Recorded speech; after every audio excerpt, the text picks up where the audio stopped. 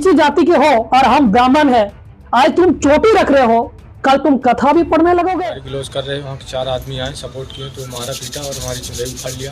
মধ্যপ্রদেশের একটা ঘটনা যেখানে একজন ব্রাহ্মণ একজন ওবিসি সমাজের ছেলেকে 12 ইঞ্চি যে টিকি রাখে সেই টিকিটা কেটে দেওয়া হয়।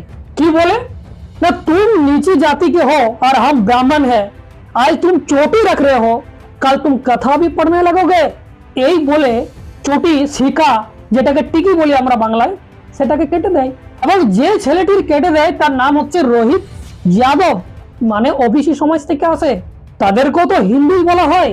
এই মনুবাদীরাই ওবিসি সমাজের ছেলে যদি টিকি রেখে দেয় তার টিকিকে কেটে দেওয়া হয়। তাহলে আপনারা ভাবতে পারছেন যে হিন্দু রাষ্ট্র যদি হয়ে যায়, কোনো একটা ধর্মের রাষ্ট্র যদি হয়ে যায়, তাহলে আজকে দেশে সংবিধান লাগু আছে আর সেই সংবিধান লাগু থাকা সত্ত্বেও যদি এইরকম কাণ্ড হয় ওবিসিদের সাথে, তাহলে আপনি আর আমি কতটা সুরক্ষিত থাকবো একবার ভেবে দেখুন।